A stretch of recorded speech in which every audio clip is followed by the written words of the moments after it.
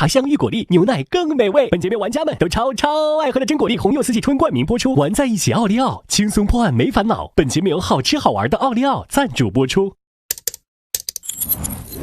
5月6日中午，我收到了许久未见的前女友佳佳给我发的消息。我赶去公寓8楼的真真剧院赴约，见完面准备离开剧院的时候，就看见楼道里的灯黑了。我摸着黑慢慢的往外走，但是在漆黑走廊里碰见了新来的住户伙伴们，他们好像去了另一个方向。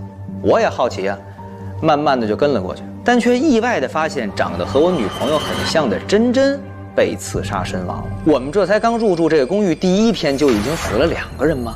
我们为了寻找真相开始调查，我们发现了剧院内有4个一模一样的剧场，剧场之间可以用单向门连通起来，但有1扇门是禁止的。这个门不能走，为什么？我们还发现了一间剧院员工室。我通过真假爱情的海报上提供的信息，用手印日期解开了门的密码，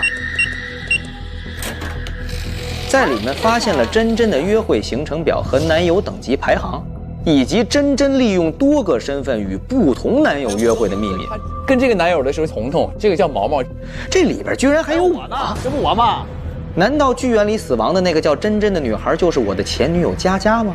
我们将剧院内的观影人数记录器记录下来的画面和员工室里的男友们的照片对照来看，发现曹阳光、宋编剧以及我和白三晚都疑似在案发时间段出入过剧场，我们4个就被列为了这场案件的嫌疑人。之后大家来到我的房间，很不幸，我送1000个女孩回家的计划被公之于众。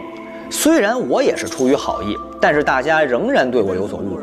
你又不是保安大队的。还有佳佳将我并不成熟的小说曝光，致使我被网暴的这件事儿也被大家发现。网暴我之后，我就给他画了一。我承认我恨佳佳，所以我才在她的照片上画了一个叉。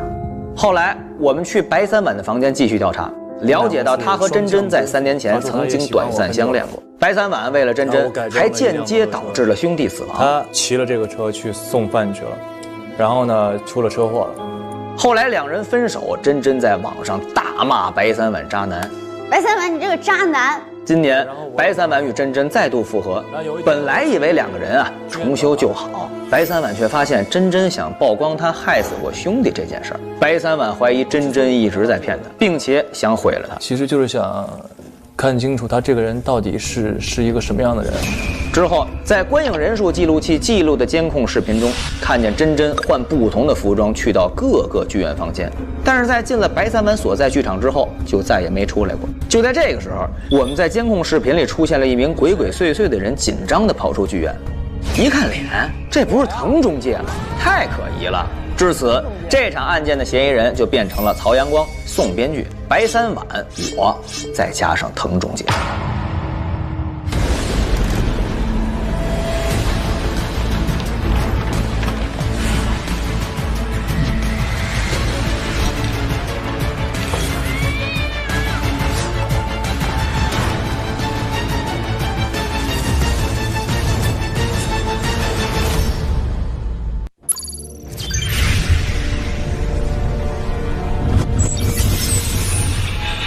本季将通过11周节目来讲述发生在推市11号公寓里的故事。6位玩家将作为新住户入住11号公寓，他们将被卷入一个个离奇案件。通过成立公寓推理团，去到不同楼层，结交不同老住户，破解各自的身世之谜，探索案件背后的秘密。前6晚将每周解锁一位新住户的故事，新老住户之间错综复杂的关系也将浮出水面。从第7案开始，所有故事线交织融合，随着真相层层揭开，新住户们的每一个选择都将影响着故事的发展方向和最终结局。每个案件中，推理团需在案发现场找到死者身份，并根据线索锁定相关嫌疑人。注意，嫌疑人并非局限于11号公寓内部人员和到访人员，在推理团中也有可能存在着嫌疑人。召集嫌疑人后，推理团将对他们进行问询，并根据证词再次推理，最后投票锁定真凶。仅有案件真凶可以说谎，只有找到真正的凶手，玩家才算获胜。投票正确的玩家可获得一把金钥匙，若玩家是凶手，顺利逃脱将获得一把金钥匙。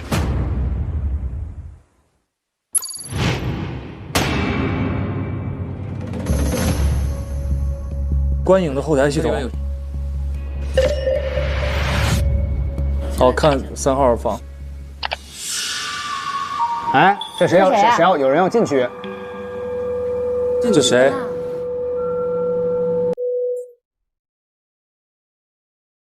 我呀！彭中介，跑出去的，那慌张的说说。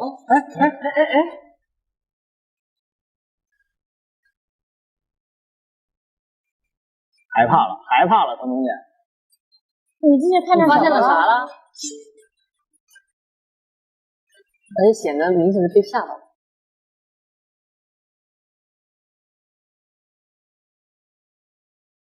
朋友，能听到吗？我是小何。能听到。哎，你们调查的怎么样了？你们想询问的嫌疑人曹阳光和宋编剧我已经找到了，他们马上就到。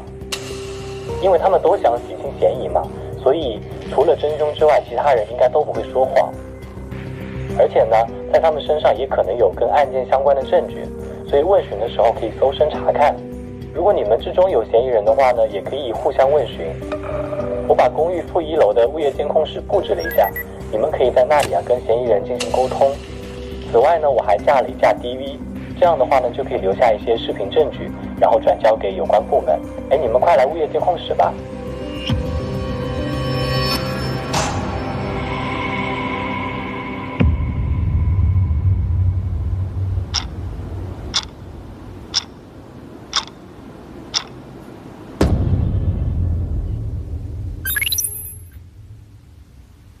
请各位发问。请问，首先你为什么要去那个房间？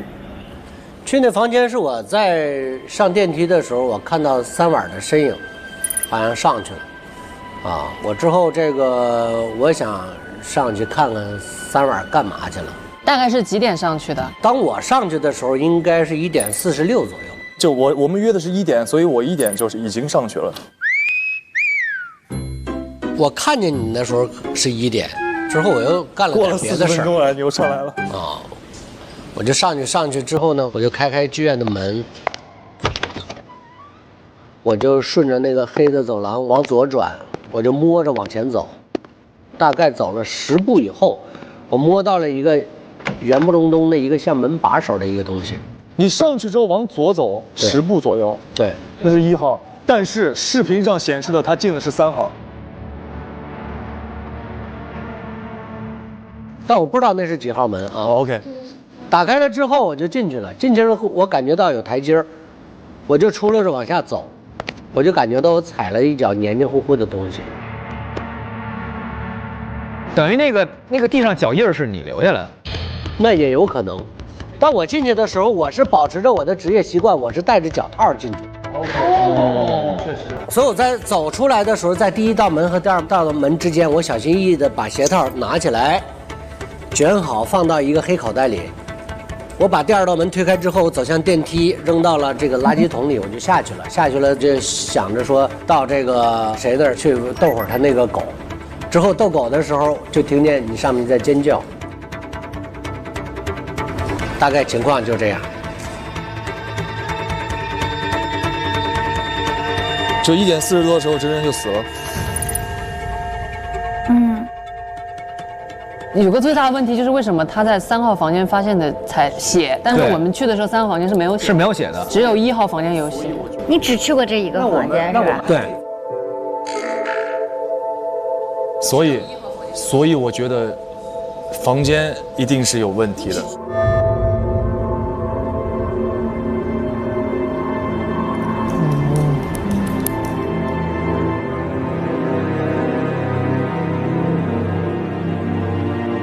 还有没有什么想问的？如果没什么想问的，我是不是坐回去？你还有什么想交代的吗？有什么主动想交代的吗？那你为什么之前不告诉我们你去过那个房间呢？我觉得这好像并没有那么重要。哎，那你接触他这么久，有没有觉得他这个人在性格上有一个很大的变化？真真，我不了解他。他是你这儿租户，你也不了解他？哦，不了解，我很少上去，因为我平时你看他在我这儿租了3年的房，这么长时间，我生是没去过他那儿，欣赏不了你们年轻人的东西。如果大家没有什么想问我的了，我就坐回去了。哦，可以搜身，搜身，搜一下藤中介吧。随便，来。哦，有东西吗？今天刚收的东西。哦，刚收的。嗨，这几个会会员卡啊，真的把身家都带身上。对不起。哦，这啥呀？这是什么？优惠券吧？这我饭堂的饭卡，这个呢？还有一封情书。情书。哎，这情书是我妹妹小面写给3碗的。哦，对你的爱不是3碗，是3海碗。爱看你的眼，有鼻子有眼；爱吃你的面，软硬刚好还不黏；爱搭你的车，快慢有度超舒服。你这个碗可以装下我这碗面吗？你是在哪看到的？那为什么不是在我这儿呢？在你那儿？对啊，这是我妹妹给我，他妹妹想让我转交给你。要么你就坐那儿。哦，原来小面喜欢他老板是这个意思吧？你们搞办公室恋情？没有没考上呢。你的妹妹叫小面对吧？对，小面喜欢3碗对吧？小面是喜欢3碗，刚才那封信吗？甚至因为3碗辞去了自己喜欢的工作，去他的面馆里打工。所以你跟这个死者真真有没有仇？我跟真真没什么仇。你要说有仇，我觉得我妹妹是跟郭公子有仇。他气愤小郭天天尾随他，他期望的是3碗能天天送他，可是小郭偏偏是碍眼的人，我妹妹就没这个机会了。不是，没说妹妹，我说你有没有可能为了你妹妹，你说那我要杀掉真真，这样，因为他跟真真俩人是一对儿嘛。我自己的问题还没有解决，我为什么要冒这么大风险我把他杀了呢？哎，腾哥，那我这个就很奇怪了。这个我对小面其实还算挺好的了，是我也没有骚扰过他。你就是因为对他太好了，他才烦你的。但是他为什么要把我这件事公之于众，在网络上就开始？这我必须替我妹澄清一下，刚才我给她打电话了，他烦你归烦你，但他没有网暴你，揭发你，没有曝光你。可是网上已经有了，那个反渣男联盟上已经有帖，那个肯定不是小面做的。小面小面跟我从来不会撒谎。那等于说不是小面发的，那肯定是别人用小面的账号发的。谁用小面的账号？那也有可能是真真用小面发的，情敌吗？我觉得不存在，因为这个时间段我和真真还在一起。对啊，你和真真在一起，而小面喜欢你，真真知道了小面喜欢你，完之后所以就要回了我。这什么逻辑？这什么逻辑啊？你看，你猜不到吧？我猜不到。但真真想到了呀，真真想到了，这样的话肯定也确实没啥大用，倒是。不是，我觉得真真不存在任何感情层面上的喜欢和嫉妒，他就是想要把这个世界上的渣男都除掉。他是一招被渣咬，10年怕渣渣。所以这个顺序得先是你先被曝光你是渣男，真真可能才想去曝光你。他跟真真跟他在一起，肯定也是因为知道了他尾随他小面那个事儿。对，但他怎么知道的？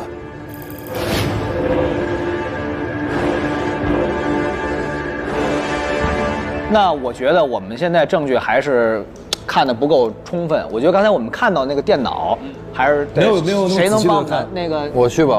行，你去。602库收类啊。好，没事。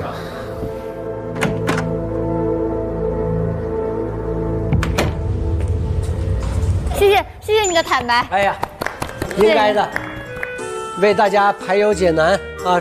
我也希望找出真正的凶手。要不是你，我们都不会。我有一个小目标，就是让我的公寓入住率达到100%。我不想有这个冤假错案在这儿，完了影响我的入住率。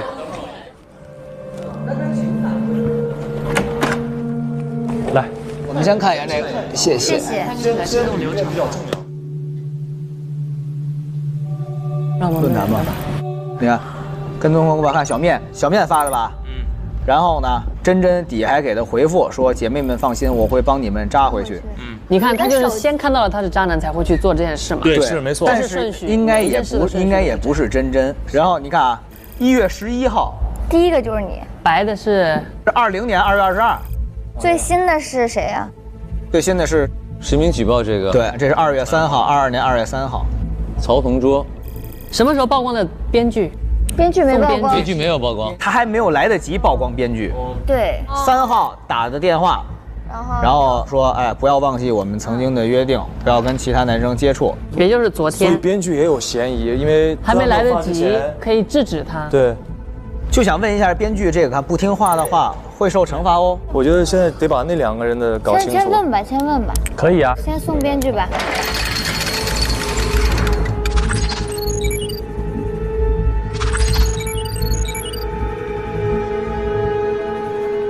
哎喂，马总啊，来送编剧，来，请这边。哎呀，别再加钱了！哎，曹家的子孙啊，我已经卖给腾讯视频了。认真点。干什么呢？哎，我现在有很多事要忙，你们到底要干什么呀？找我到底什么事儿？从面相看，也没那么多业务。手机，给我，收了。哦，对，把手机拿过来。哦，看再给谁打电话？帮我们搜下身好吗？好呀，什么都没有，我身上的这个。对啊。就是一样的，一模一样吗？好，我的一模一样的。然后腾讯制片人啊，合同发给你看一下，我们找时间谈细节，把乔家的子孙卖给了腾讯。看一眼时间。今天下午1点04。成功注册成为啊！恭喜您已成功注册论坛反渣男联盟抗姆小组的会员，你的登录名为小面。初始别乱翻。你是小面，你为什么要冒充我妹妹？而且还要曝光我？嘿，你还说呢？哎，我跟你们说啊，5个月前我刚开始追佳佳的时候啊，她也在追佳佳，所以我就开始观察她，跟着她。她跟踪小面，还跟踪很多其他的女生。那你也跟踪我呗，是吧？我观察她，你跟踪我，我这不叫跟踪你，我那叫保护小面。小面关你什么事儿？我为什么保护小面？我就是看见有谁这样人了。佳佳呀，你跟佳佳跟他结的仇，完你还要保护小面，你也不是什么好饼啊。他就想，我怕他祸害别的女生，他想曲线救国。真是。所以佳佳又是谁呀？佳佳是他喜欢的，是我前女友，是我女朋友。佳佳就是真真。真真？谁是真真啊？佳佳就是真真。怎么可能啊？我女朋友叫佳佳，怎么能叫真真呢？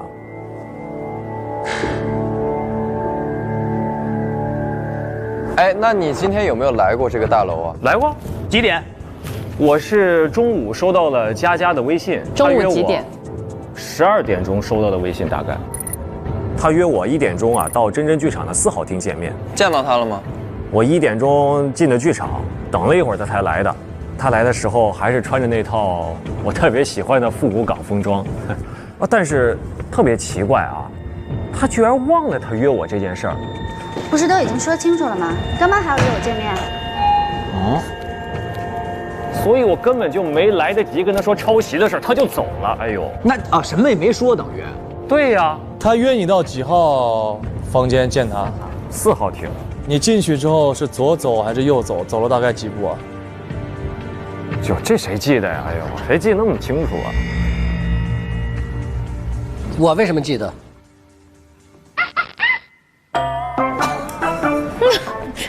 因为你是我们的金牌管理员。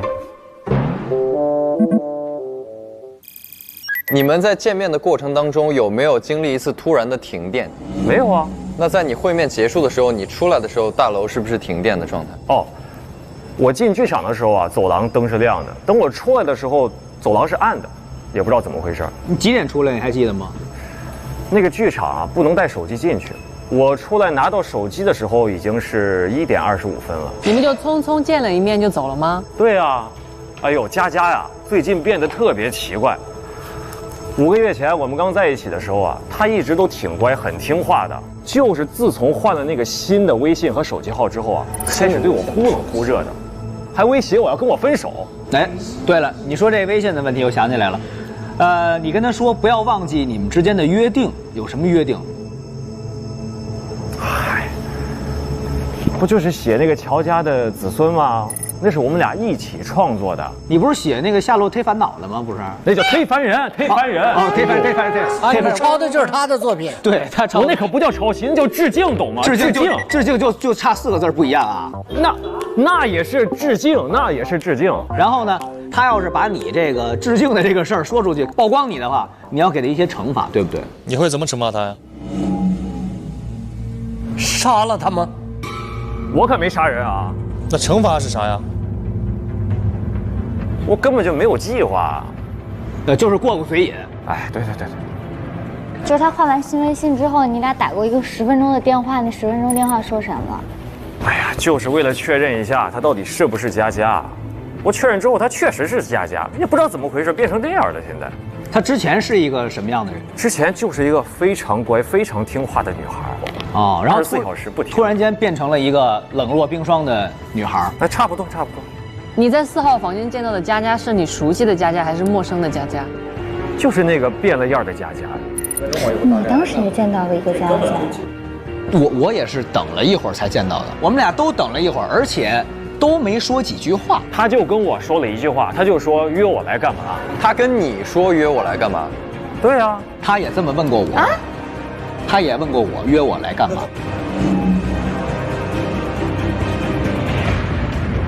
哎，我今天真不应该上去，我应该下 B1楼的那个洗脚店去按脚去。我约的7点，咱一块儿吧一会儿。你们还有别的要问的吗？没有，我得走了，我很忙啊。你一个天天致敬人经典作品的人，能忙到哪儿去？就是忙着致敬。你有什么想自己交代的吗？你有什么自己交代的呀？我有什么可交代的呀？这样，你那个宋编，你外面你吃口东西。我真的很忙，一会儿得来叫。得，哎，稍累了啊，谢谢。电话一直没关，确实啊。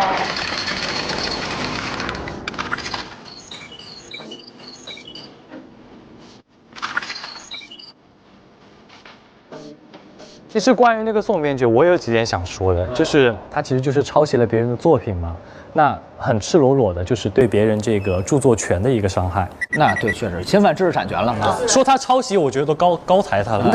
当然了，他虽然是他出版，这就是对，他出版，他盗版，完了盗错了4个字而已。哎，是。那要么我现在把曹阳光叫进来。好。你好，校草，对，校草，你好，这是校草啊，来先搜个身呗。你是不承认？可以。有手机拿。有手机吗？有手机，有，手机拿过来了，搜的真的是非常细致。那都。他这壁纸真挺帅。来，请你喝个有淡淡茶香、清新红柚的真果粒红柚四季春。答应我，喝了真茶真果的真果粒就要讲真话哟，好吗？好。哎，我怎么走到哪儿都这么受欢迎啊？谢谢小姐姐。要不拿回来吧，拿回来，别让他喝了。我求你了，算我求你了，你吐出来。不好意思，我已经喝了，不好意思啊。不好意思。哎，说他是什么普信男是吗？不是妈宝男。气死我了，真的。来，他说啥？昨天5点钟晚上说你偷拍到什么了？你在哪儿？我们见面聊一下吧。今天12点钟1点来11号公寓8楼真真剧院的3号厅见面，不见不散。你认识这个女孩吗？哪个女孩？就是跟你发微信的女孩。偷拍我的这个人的名字叫彤彤。彤彤，对，她是我的众多追求者之一。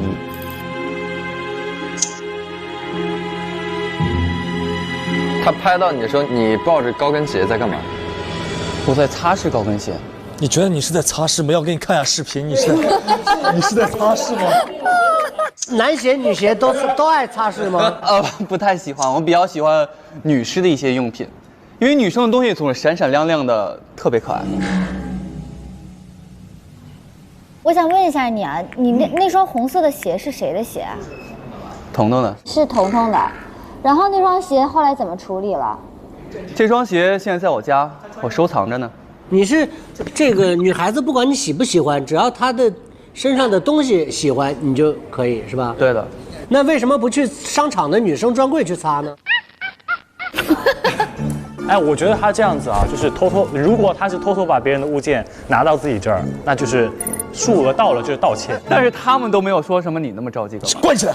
你这人态度还如此的不对，哎呀，你的态度还如此的不端正。我不叫偷啊，我只是拿而已。他们也喜欢我，我只是拿他们的东西而已。不行不行，你这样是违法的。这件事情跟你没有关系，我不想再多说了。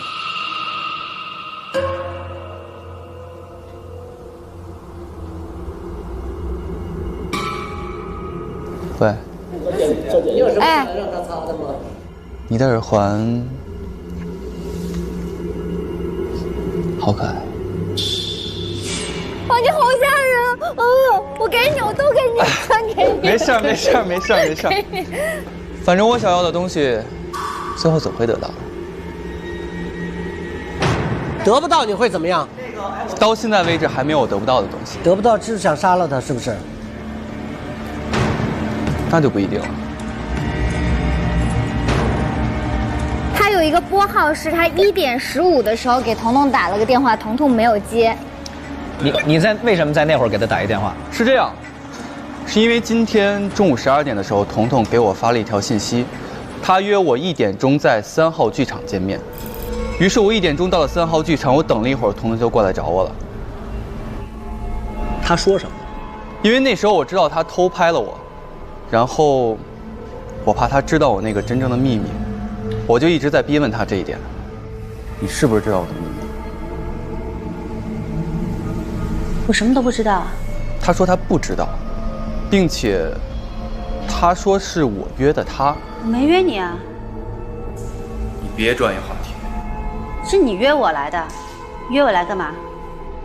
这点就让我非常奇怪，因为你们也看到信息了，明明是他中午12点给我发的信息。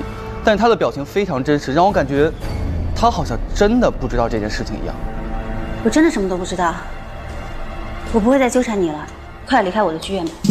他就跑了出去，我也迅速跟着他跑了出去。当我跑到剧院门口的时候，去拿起了手机，然后又给他打一个电话，但是这个电话没有接通。你跟他几点见面的？中午1点。准时见的吗？我中午1点准时到了剧场，然后但是他是过了一小会儿就过来了，但我不知道他是过了几分钟。那他是几点走出去的？15分之前是吧？肯定是15分之前，他15就打电话了。对，那你害怕不害怕他把你这个真正的秘密说出去呢？这个秘密对我来说并不是真正的秘密。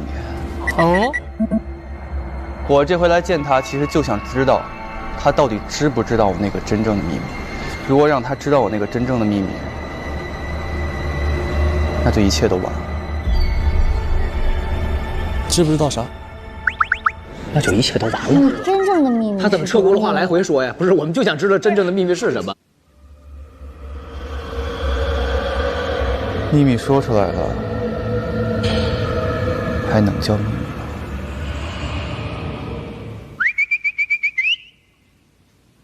还也有道理，还真讲理。对，你说对。可是你知道你喜欢的那个人死了吗？我喜欢的那个人死了。你喜欢彤彤吗？我不喜欢他，我只喜欢他身上的物品。哎，那我问你，这个彤彤在你看来是一个特别喜欢黏着你的小女孩，还是那种特别独立自主的女强人？她看起来比较独立自主。我记得她今天来见我的时候穿了一身黑色，并且穿着一双黑色的靴子，跟她平时那双我最喜欢的红色高跟鞋不一样。会不会不只有一个？很少跟她打交道。双胞胎那个俩人。对，因为你记不记得当时小何说过，就是有的时候会跟他打招呼，有的时候不会跟他打招呼。我刚认识珍珍的时候，我觉得她是一个非常热情的女孩，但是之后有几次吧，就对我爱答不理的，很奇怪。珍珍是不是有俩？珍珍是不是姐儿俩呀？双胞胎？我也觉得有可能。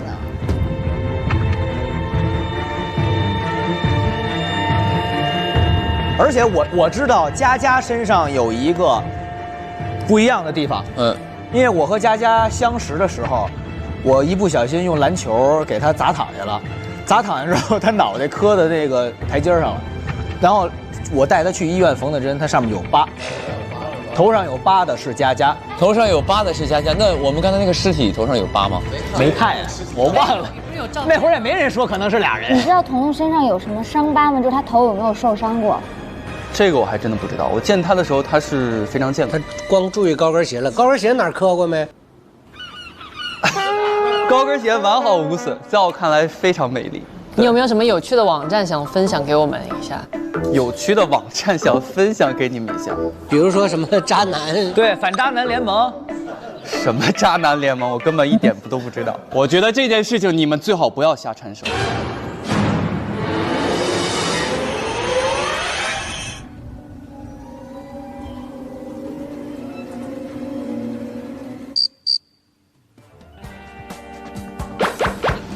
就是这事儿跟这个案子没关系，咱不先把这事儿告一段落。行，我觉得他虽然这方面是盗窃了、偷盗了啊，对，但是呢，他15出去的，最早的，他是最早见到的，他最早，反正如果你们排除了，因为他是在那个点之前，他确实没那啥，所以说我们问一些人家其他的隐私，确实意义不大。反正你跟他也熟嘛，如果说未来一段时间我们生活在这儿，有一些其他的秘密，我们再问问他呗。那就请回吧。好，你认识我吗？你认识我吗？哦，为什么你们认识？为什么你们会认识啊？啊？没事儿，嗨，没事儿。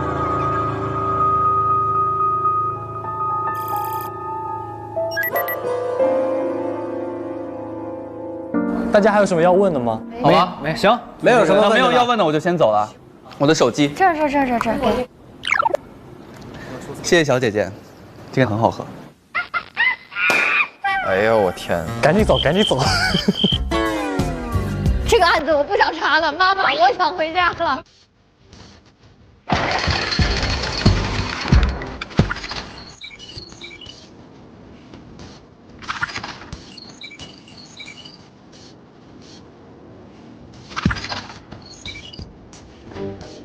锅包肉来，我跟你说，他最可疑，其实锅包肉。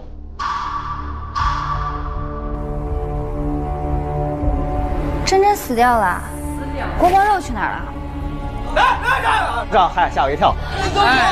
哦，这是珍珍啊！我能解释，你是几点见到的佳佳？佳佳，我是12点50多，反正不到1点，我就进入了那个2号房间。2号房间，我等了他很一会儿，几点见到的他？我没法说我几点见的，我只能说我出去看手机的时间，因为我屋里没有带手机嘛，对吧？我出去拿到手机是35，在屋里我看见他了，看他之后呢，我记得是我先跟他说的，我说你能不能别在网上把我写的那些个烂稿子给我曝光出去了？你活该啊！他没有回答我这个问题，他反问我，他说你为什么约我来？我很诧异，没什么让我来的，你说我来这干嘛？没什么事，我走了。不是他走了，我也就走了。会不会是说约人的并不是？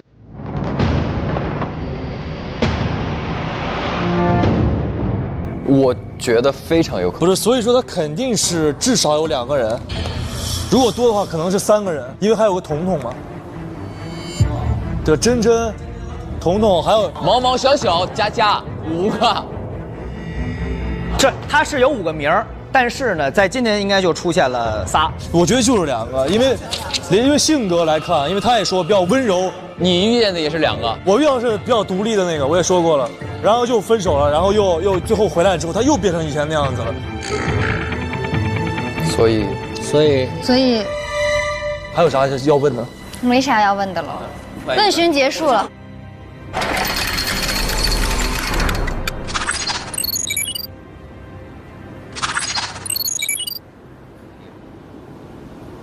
我觉得婉哥，你多少你得，你做那嘎达，你可以啊，没问题。你得坐一会儿了，因为通过监控镜头，我们确实看到你进入了那个房间。来吧，兄弟们。白哥说，这个监控镜头确实是看到了你在亮灯的时候进去，没错，他在黑灯的时候进去，我承认，然后你在黑灯的时候出来，没错。但他再也没出来过了。对，他再也没出来啊。但我确实也没有看到他。你在房间里待了多久？就待到我出去打电话。你1点到50分一直在房间待着，一直在房间里等了50分钟。你都一直没有等到他，等了50分钟才出去拿电话打给他。没错，我出去的时候灯就暗了。但是我具体他什么时候按的我也不知道。但是根据我们那个录像，你是一定见到他的，因为你进去之后，真真就进去了。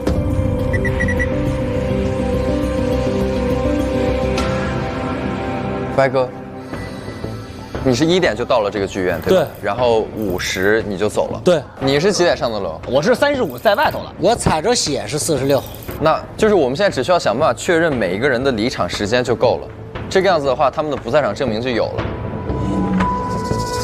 几点离开了3号剧场吗？15分。我出来拿到手机的时候已经是1点25分了。我出去拿到手机是35。当我上去的时候，应该是1点46左右。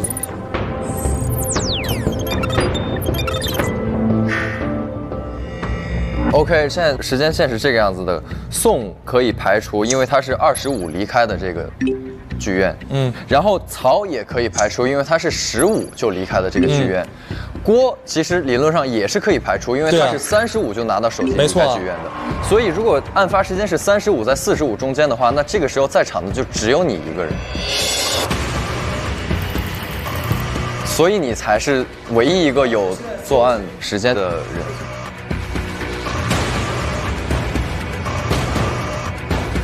所以我就在说这个事儿嘛，我说因为腾哥，他是在3号房间发现的血迹嘛，然后我去的时候，我那个1号什么也没有啊。我刚刚又看了一遍监控，那个很清楚拍到他进入了是3号房间。然后等会儿还有一问题，我们刚刚看到死掉的珍珍，她穿的是红裙子，对啊，进你屋的珍珍也穿的红裙子，对啊。对啊，摄像头上是这么显示的。摄像头看是红裙子进去的，对吧？他按理说不应该死在3号房，因为他穿一身黑嘛，对吧？对啊。对，就所有的证据都在指向他。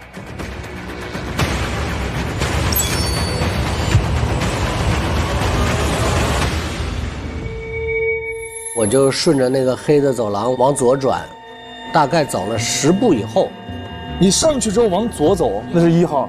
但是视频上显示的他进的是3号。为什么他在3号房间发现的血，但是我们去的时候3号房间是没有血的，没有血，只有1号房间有血。所以我自身我自己怀疑啊，我怀疑有没有可能是我房间的位置变化，或者说是摄像头的变化，或者说是房号的变化有问题。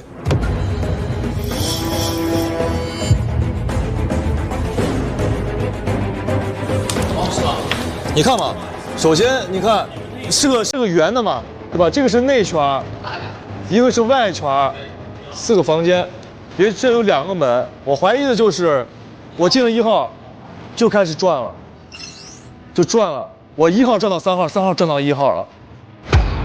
就我进去了，转走了，这转过来了，这人进来了。咱就假设中间的摄像头不变嘛，所以。这个摄像头永远对的是这个门是1号嘛，里边它爱是几号转到这儿，它对于他来说还是1号嘛？对，对吧？是的，是的。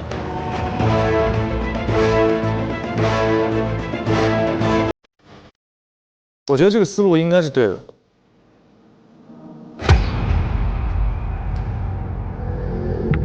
它真的会转动吗？这个房间很难。对。虽然说我没有证据，我只是从一个逻辑的角度去说这个问题嘛。那你在里面有感觉到什么样的变化吗？什么都没有。我觉得里边变不太可能的一个原因是，因为你进去了之后，你不可能出来的时候它的号还是没变的，因为你不知道它转到哪儿，你忽然出来的话，那你就会数整个大错乱。不会。他最开始进的房间可能是1号，但是我们看到真真进的那个房间就未必是1号了。对呀。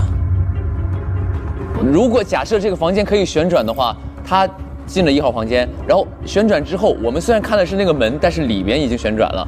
因为里边是有2道门嘛。摄像头拍的是里面那道门是吗？没有，他拍的是外面的。外面那道门，外面那道门。可是问题是，他出来的时候，他还是从这个房号的门里出来啊。他可能有一个转变，然后再转变回来。但是你怎么可能那么刚好，每次卡准的，所有这些人进进出出的时间都完好的卡在他又转回去的时候？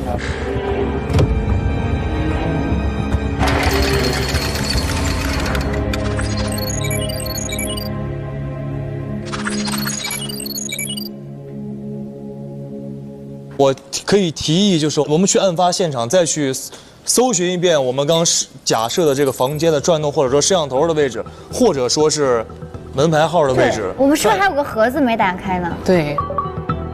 然后你记不记得咱俩看了那个有那个小脚印，猫的小脚印？对。而且那个上面就是那个罐子，上面写的说是表演道具。对。然后是红色的，那个会地上那么一摊，是猫把那个东西打破了，因为那个猫的脚印走向也是这样走的。对。猫打破的那个，你说是染料，不是血。你不是血猜到的。来吧，我们再去看一眼吧，好不好？好。大家应该都领到一张。等一下，不要急。我有手电筒，应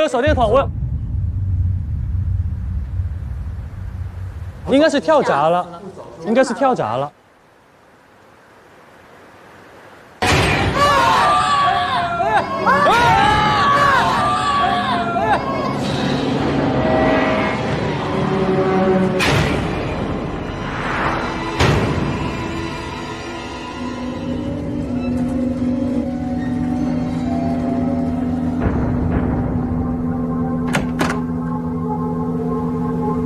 等一下，我把那个灯开了。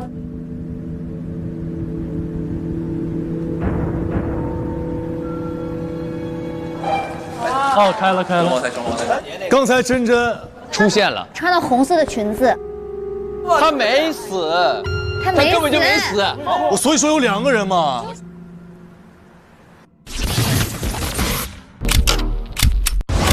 收工了，拜拜。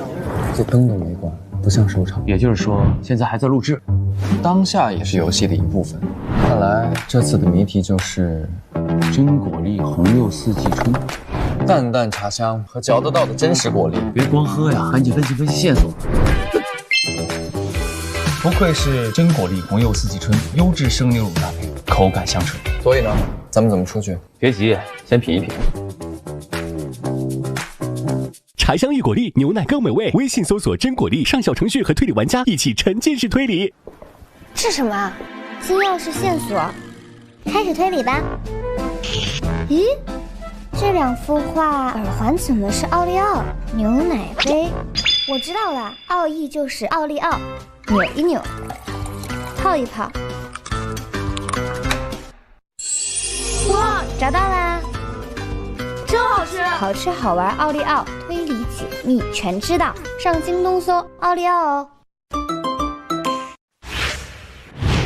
刚才真真出现了，穿了红色的裙子。他没死，他根本就没死。我所以说有2个人嘛。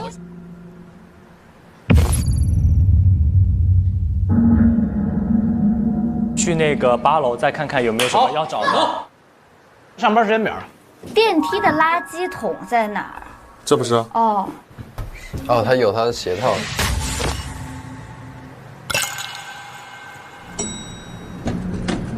我们先到案发现场看一眼。案发现场，案发现场。看看他后脑勺有没有疤。冒犯了啊，冒犯了。哎，那个头顶上篮球哪砸的？快哪个？这不挺清楚的吗？这个就是发际线。这个啊，不是。我不想跟他们探案。没有疤。没有疤意味着他不是佳佳。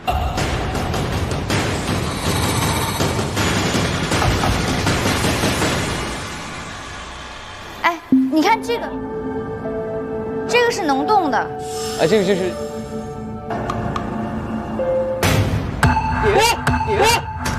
哎，哦，我就说这是什么东西，我扒了一下。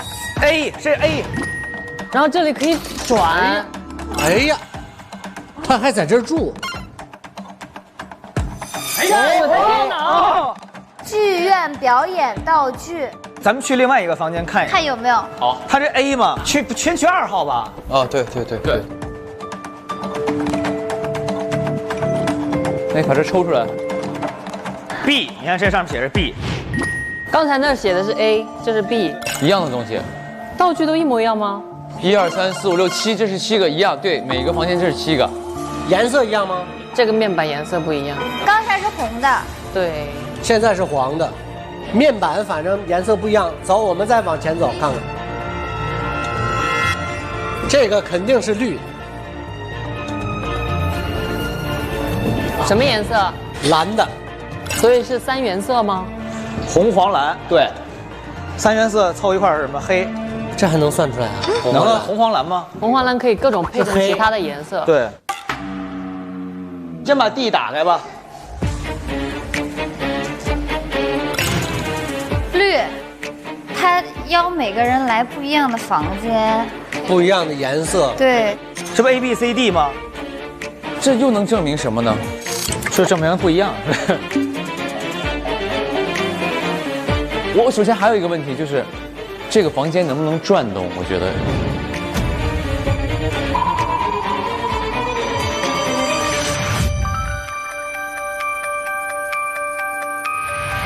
我觉得是中间那个夹层可以转。我觉得是可以转的。我是觉得是这堵墙加这个门是可以转的。哦，应该是它中间有空隙。我知道了，我们站在地毯上推这个东西试一下。对，因为它那是空的，好不好？来，你上前面，一人一个，一人一个。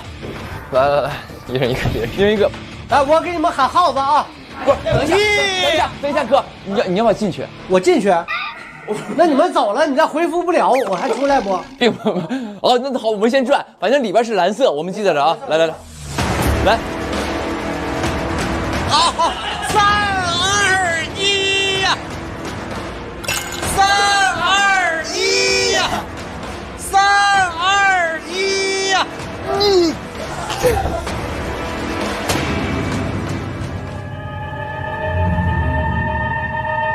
哎，等会儿，是不是反了呢？反了，好，站这边。就再来一下。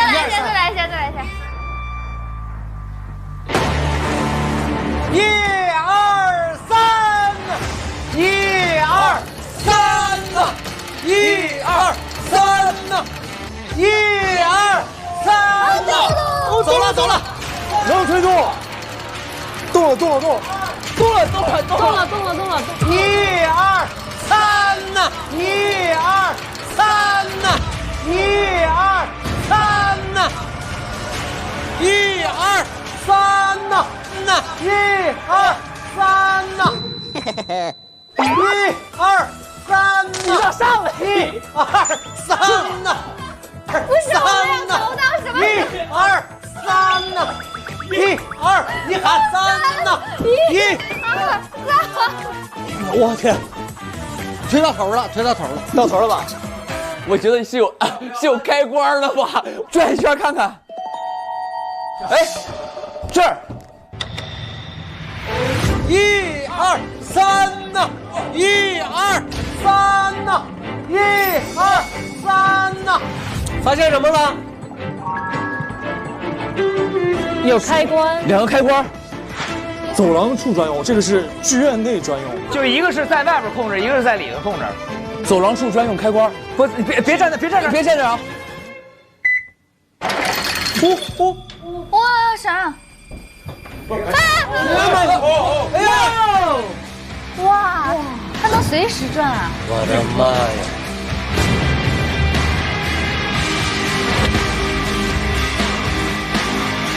好厉害，好厉害啊！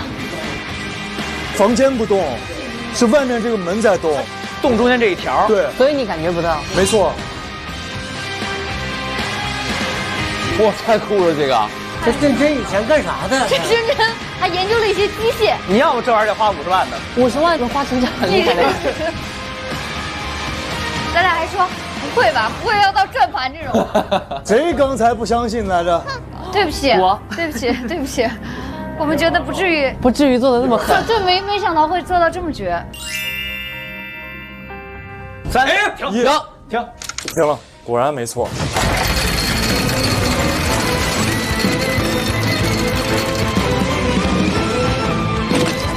所以其实这会儿已经赚了一个180多。兄弟们，见证奇迹的时候到了。哎，3号门进来的就是1了，还是1号。天哪！就如果真的有凶手的话，就得按转圈这个思路再去排这些人了。我觉得。对。白三碗是从1号门进去的是吧？晨晨怎么哪屋都去啊？我们有。好，2号门。朝阳光，他约我1点钟在3号剧场见面。他约我1点钟啊，到真真剧场的4号厅见面。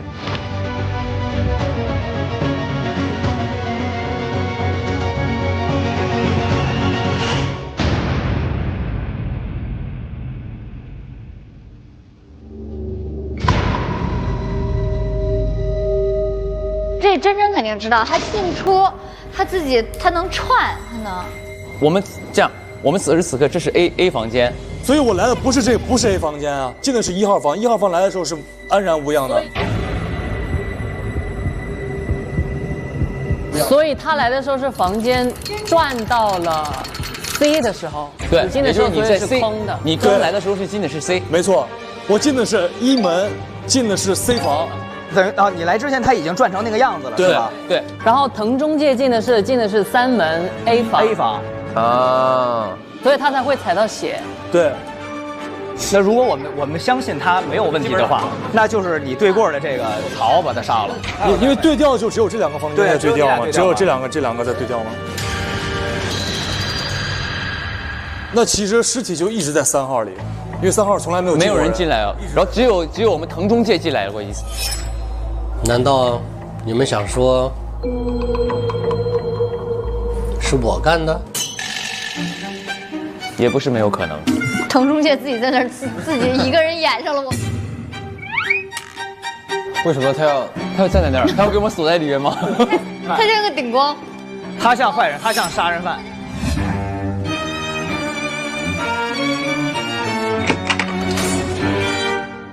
你这个黄色按钮是剧院内专用，剧院内还没用过。你试一下，你把这3、2、1，长按，在外边再动，腾哥拉下门，把门打开看，再动，再转，哇！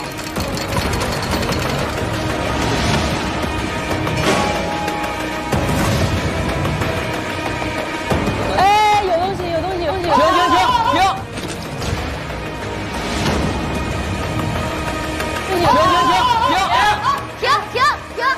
哎呀，慢点吧！哎呀，身手敏捷，这有个字条，这儿有个字条，我好像演的是武侠片儿。这是妹妹最近最爱的口味，她很多物品都换成和她相关的了。如果我多喝一点，会不会更懂她呢？那这个箱子里面是什么？哇，有封信。姐姐真真独立自主，对爱情充满质疑；妹妹佳佳却对爱情始终充满期待，享受零距离恋爱。以姐妹2种完全不同的爱情观为灵感，妹妹佳佳创作了《真假爱情》这部话剧。在舞台上，真真佳佳合饰一角，通过无缝换装和特殊的舞台设计，给观众们带来绝对意外。就是确实有姐妹2个人。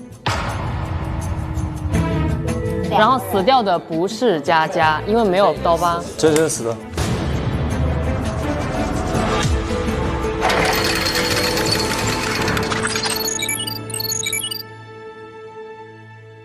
哦，钥匙，还有钥，你要开那个箱子的钥匙找到了。刚才有个盒子没有打开。对，开吧。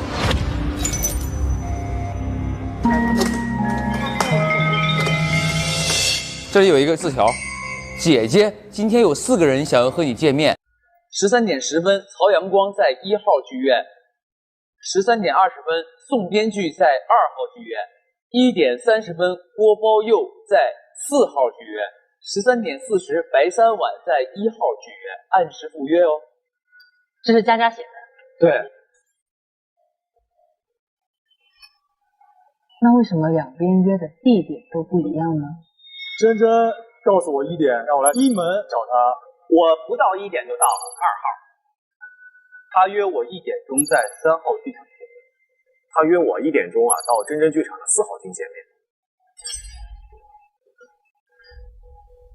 还有一个很大的疑点就是真真并不知道自己跟他们约了1点在剧院见面。你把我叫这儿来干嘛？我没约你啊。他居然忘了他约我这件事儿。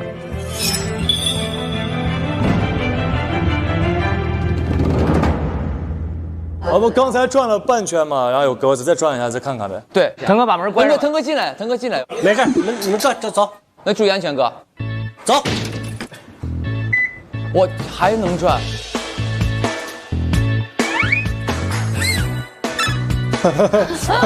火车开了，别送了，送站来了，上这儿。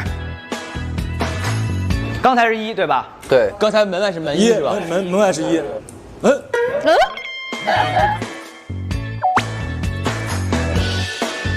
你看嘛，所有的东西就是这个门在动，号在转，对，只有中间这个门在动，这个轴承，中间这这个。哦，又有一个木箱子，快！拿着了吗？拿着了吗？腾哥这么近那么远，腾哥心想这地铁还没走完呢。密码锁，4个字母。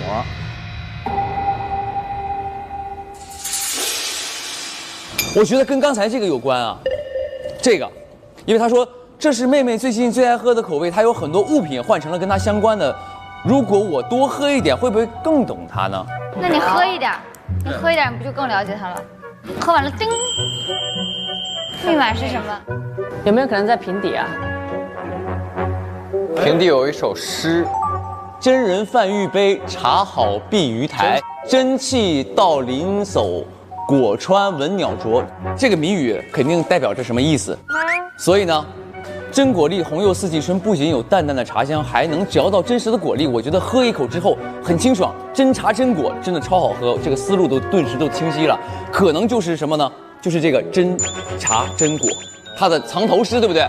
滋呲滋歌，试一试。滋呲滋歌，滋呲滋歌啊！真茶真果，真茶真果，拽。好样啊！好，这里会有什么呢？哦，一个碗，你送给他的碗，你送的碗，真真，你当时是拿这个跟他表白的？对，我跟他表白，我说我要给你做一辈子的面。哇，这个派的，哎呦，视频，看一下。佳佳，我已经跟你说了100遍了。那个宋编剧根本不爱你，他是 PUA 你、控制你、利用你。乔家的子孙这个剧本明明是你写的，就数了他的名字，我的就是他的。我什么都不好，除了他，没有人会爱我，不能失去他。你就不要阻止我和宋编剧了。从小就有很多男生围着你转，你想得到爱情太容易了。就是因为你的存在，大家都不会关注到我。你就不要破坏我和宋编剧了。只要他爱我，我什么都愿意给他。你看看你自己现在到底有多卑微。真正的爱是双向奔赴，而不是控制和打压。你如果再一意孤行，你知道我可以让宋编剧和其他渣男一样身败名裂。你不要逼我，我为了宋编剧，什么都能做。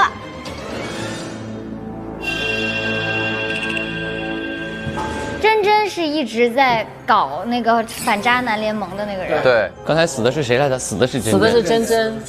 对呀、他在搞那个嘛。佳佳说我什么事儿都做得出来。佳佳是个恋爱脑，对不对？他为了宋编剧给他姐姐反目成仇。所以说我们中间并没有凶手。他们连真真佳佳都没分清呢，他们都不知道杀哪个。这儿还有，真茶真果又见你，我喜欢上了真果粒红柚四季春，又下单了2箱，这是购买记录。然后买哪儿去了？到了吗？那2箱？吃了回扣了吧？到了，我一会儿下去看看。妹妹其实一直想更懂姐姐，所以她也跟着姐姐买的这个。不是姐姐吧？不是，有一个小纸条，模仿是姐姐想佳佳为了模仿，姐姐想更理解妹妹。这是妹妹最近。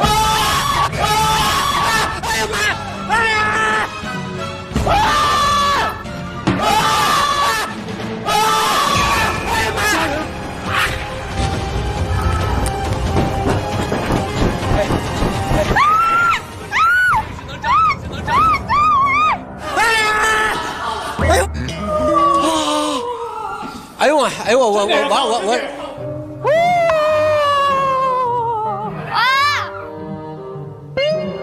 我身上我都麻，我到现在还麻呢。我吓一跳。哎呦我天！不是我确定是被他们几个吓的。哎呦我天！你为什么抓我？来，我抓他。哎，你抓他。你来，我跟你聊聊。追到他了。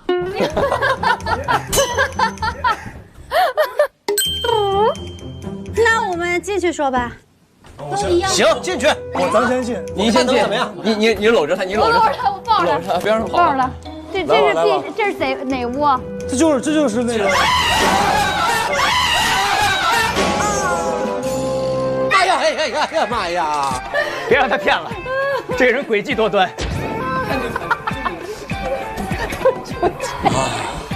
事情吓人，刚刚太吓人了。这个人跑得挺快，小腿儿。谁喊的呀？刚才是啊？就你哥，你嗓门最大。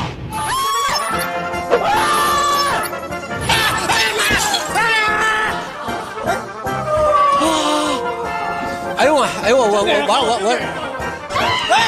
哎呀妈呀！哎呀妈呀！真好看，长得真好看。死了怪可惜的。死的是另外一个人。来了，你们可以坐下说。三板看着点那边那门啊，三板。我就坐这儿吗？对，我们坐这门，让他跑不出去。你们知道我是谁吗？佳佳。你是佳佳。没错。你为什么出现在监控室？我发现你们在调查姐姐的死因，所以我想听听你们都发现了什么。你为什么杀你姐姐？我没有杀我姐姐。没有杀你姐姐。那你姐姐怎么死的？我不知道啊。你知道你姐姐死了吗？我今天下午2点回剧院的时候才知道。我想问一下，为什么你会跟你姐姐说会有4个人今天在不同的时间到不同的房间来？啊，我没有说过。你给了他一个纸条啊。那我知道了，你们到底几胞胎？你几胞胎？你们姐妹几个到底？双胞胎。双胞胎。前面几个？什么纸条？给我看一下。他不想销毁证据吧？扒着他的嘴给他。你拿着让他看。这个你怎么说？哎，别动，把手放下，把手放下。你要塞嘴里吃掉它吗？哎。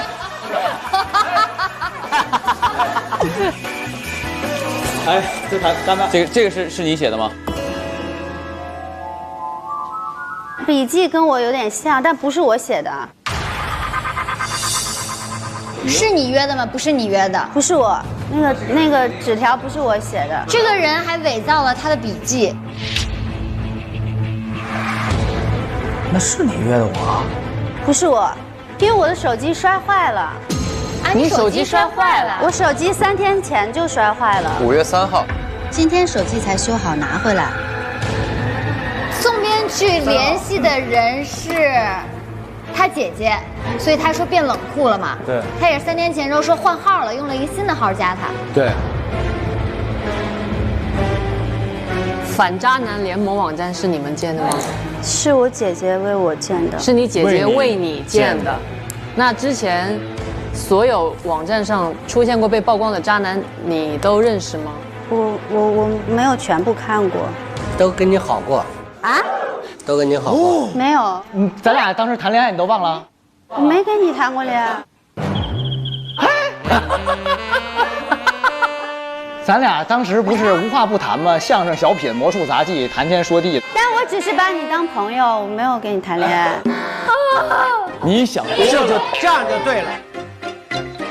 我以为你在谈恋爱，因为姐姐跟我说你是变态，不让我接近你。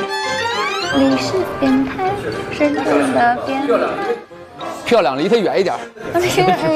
我是老乡，我怎么能是变态呢？这中国娱乐圈找几个天津人容易吗？你说这是，哎。你还有些事儿想要坦白的吗？一切错误的开始都是因为你送我的那个碗。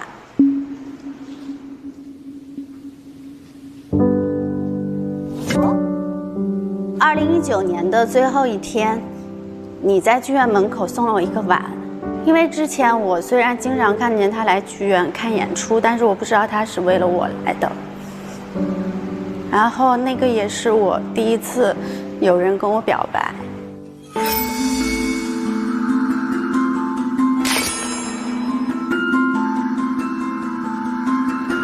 所以我就接受了你的表白。你还记得你跟我表白的时候说过什么吗？我给你做一辈子的面。对。但是后面你说的那句话让我很震惊，你说的是“谢谢你，真真”。对。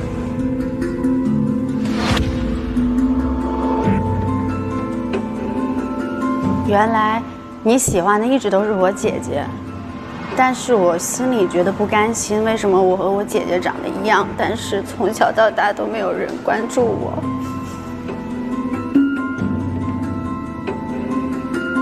所以我就掩盖了自己是妹妹的身份。我承认我很自私，但是因为我觉得跟你在一起的每天都很开心，所以我隐瞒了真相。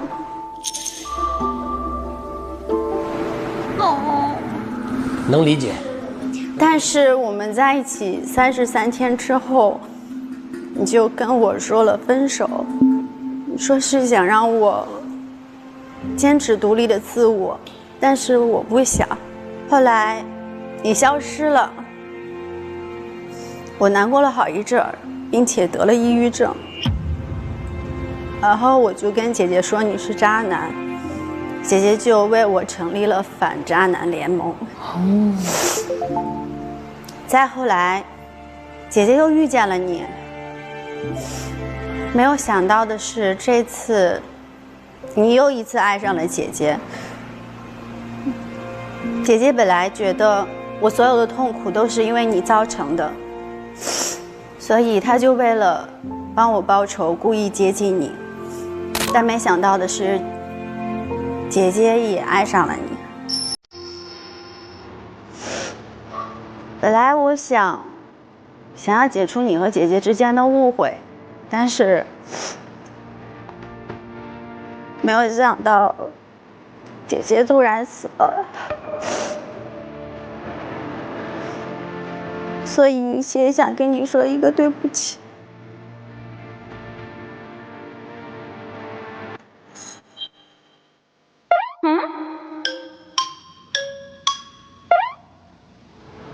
有点多余。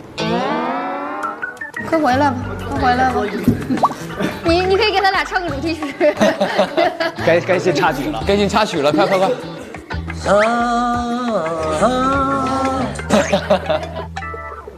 我之前跟你们说的，你们听他一说，你们完全可以联想得到，我说的是，对，是对的呀，完全是这样的。你确实是爱着他姐姐，从始至终。只不过你没有想，只不过你没有想到，你表白的时候没有对他姐姐表白。那不是我怎么能知道呢？对你肯定你也不了解。对啊，你跟姐姐有很大的争执，是因为你和那个编剧的情感。对，因为我跟姐姐说，宋编剧会对我好的，但是姐姐不相信，所以我们那天发生了很大的争吵。我也觉得我那天情绪有点激动，我也知道姐姐是为了保护我，为我好，但是那天确实我们发生了很大的争吵。能理解。那你觉得谁杀了你的姐姐呢？我不知道。姐姐会不会自杀成全妹妹，然后把它栽赃给她？那不可能。她自杀了，为了成全她，为什么还要栽赃她呢？我不知道，你知道，虽然真的很，你知道这段真的，你姐还好着呢啊！你别整这出。不是，这段真的很感动，但是我看着他俩，我真的不行。完了，成一家人吗？你们不是？本是同根生。搞什么呢？这相煎何太急？儿女子孙之后，你就六亲不认了，开始。你好幸福啊，三碗。幸福吗？真正爱的人已经死了呀。那你去那陪他吧，你也不是啥好人。行。你失去的只是爱情，但他失去的是他姐姐呀。他是双重失去，失去的姐姐亲情爱情。对。但他有宋编剧，他也不亏呀。宋编剧有发现你们其实是姐妹2个人吗？我不知道。你是姐妹2个人这件事儿有谁知道？为什么要保密呢？因为我们要演出，就是给观众神秘感。那你们是外地过来的是吧？呀。不是住你这儿的吗？你对呀，一张身份证开俩房。对呀，这怎么回事？这样的，首先从笔记这个角度来说，能伪造他笔记的，肯定是更亲近的人嘛。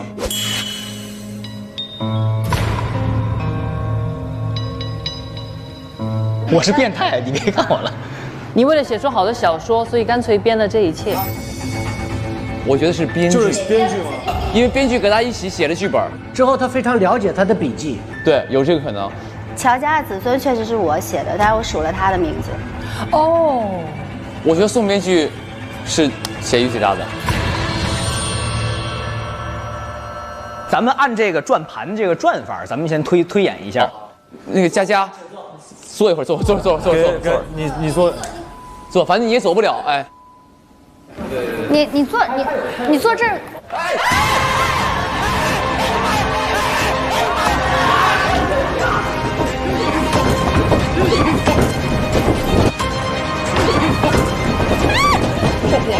别跑！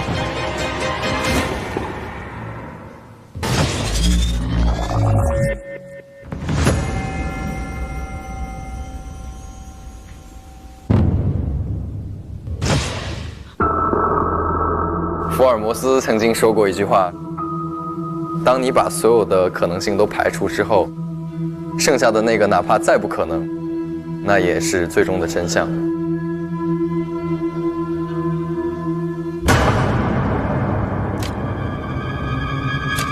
这边人跑不了啊！5月6号10点半，自杀。门上有一个血印。猫。所以我们现在需要做的就是怎么去还原这个杀人的方法。有端倪，快走！尸体呢？瓶子也没了，人也没了。他姐跟他都没死，里边有人拽着呢，是吧？较劲呢，是吧？哎，他在那儿，快走！他在这儿干嘛呢？操纵着这一切的。凶手可以去到任何地方。他在吓唬我们的时候，他就在后半站，那他为啥不叫我们？而且不一定相信你啊。凶手是可以说谎的。你可以不相信我，但问题是我的动机是什么呀？3晚完成不了吗？这个作案过程我们仨都能上，这明显是要嫁祸给我的。白爷可以自己嫁祸给自己，计中计呀。哪怕你有1%的这个作案几率，你也不能完全排除嫌疑。真的嫌疑很大。还香芋果粒，牛奶更美味。微信搜索真果粒，上小程序和推理玩家一起沉浸式推理，玩在一起。奥利奥轻松破案没烦恼。本节目由好吃好玩的奥利奥赞助播出。3、2、1， 11号公寓，锁定腾讯视频，每周晚6点连更3集，会员抢先1周看，非会员4周5到周日每天转免1集。每周6中午12点看开始推理吧案件追踪，每周6晚6点看加更11号公寓入住日记。每周日接着看更多精彩未播花絮，还有一大波预告短视频，每天刷，带你360度全方位探索11号公寓。还不快打开腾讯视频，搜索开始推理吧，和推土机们一起沉浸式探案吧。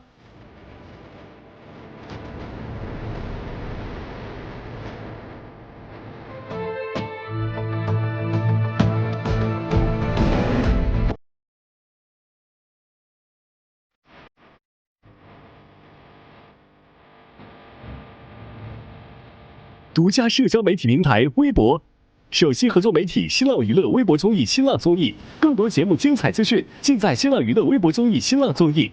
上知乎搜开始推理吧，和知乎答主一起热聊节目话题。打开微信搜一搜，搜索开始推理吧，查看更多精彩。